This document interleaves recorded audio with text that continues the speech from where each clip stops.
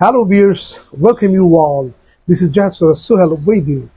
Today is the World Refugee Day, so we will talk about many issues of refugees with the communications officer of UNHCR, Christine. Hello, Christine. Hello. So first of all, we would like to know on the day of World Refugee Day, what should be the message of UNHCR for the refugees? Well, this year, the World Refugee Day, the message is home away from home. And it's really to signify how refugees, have led war and persecution, to travel safely, to, seek safety in neighboring countries. Because the vast majority of refugees, when they are faced with conflict and they have to find a safe haven to flee to, normally it's a lot of neighboring countries that welcome them in. And in this case, Bangladesh has been very hospitable for the last 6 years and over many decades to welcome refugees from the Rohingya.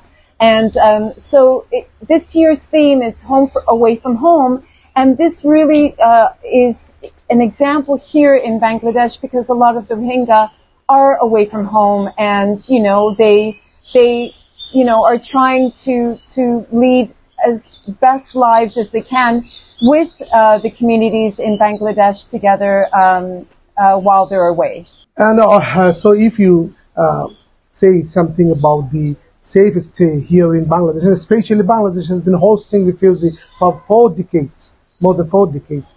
So nowadays, recently we have heard it, the repatriation process is going on. So what should be the positions of UNHCR regarding this repatriation? We don't have a position. We are not involved in this returns pilot at all.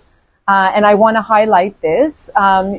This is between the government of Bangladesh and the government of Myanmar. UNHCR is here. It's ready to stand by and support in any way that both governments feel we can be of help. Our mandate, our international mandate, is to protect refugees. So what we would like to see is that, that the Rohingya are able to safely return home to a country that can offer them, whatever safety net they can have. And basically, we are here as a supporting agent, a supporting entity between, we're on the ground. We would like to be able to, speak with the refugees and just to let them know about, what they, what home could possibly look like and whether or not it's safe for them to go home. So that is our role. Our role is really to help the refugees and to be a supporting arm to the governments.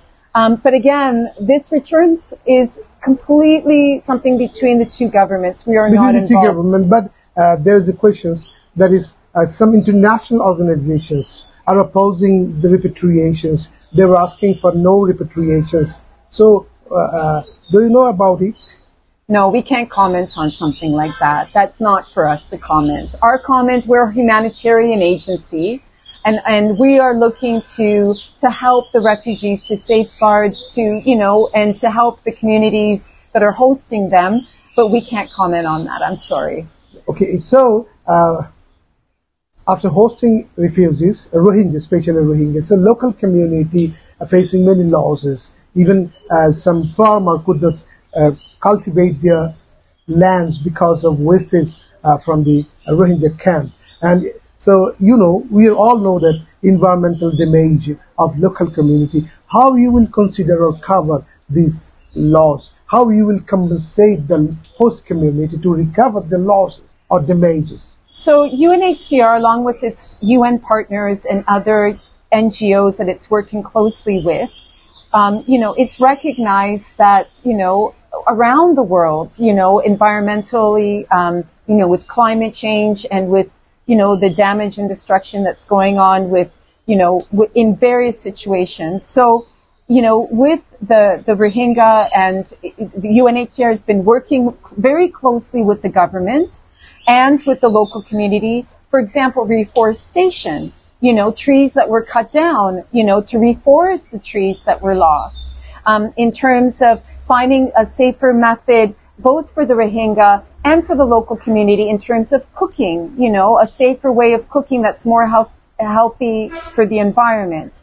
In terms of waste, you know, it's, you know, UNHCR and its partners is working together to try to find some very, you know, viable solutions in terms of that. And it will continue working very closely with the government of Bangladesh and local communities.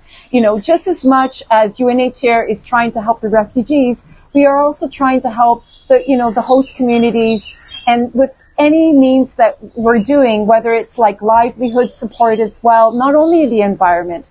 So on many different aspects, we're working together on that. So last of all, what should be your message for the refugee on the World Refugee Day? So the message for the refugees around the world, like, you know, just as Bangladesh, we're celebrating this day about, you know, the host community, like Bangladesh, and everything that it's done, its generosity with hosting refugees. You know, UNHCR is doing similar events in many, many countries around the world.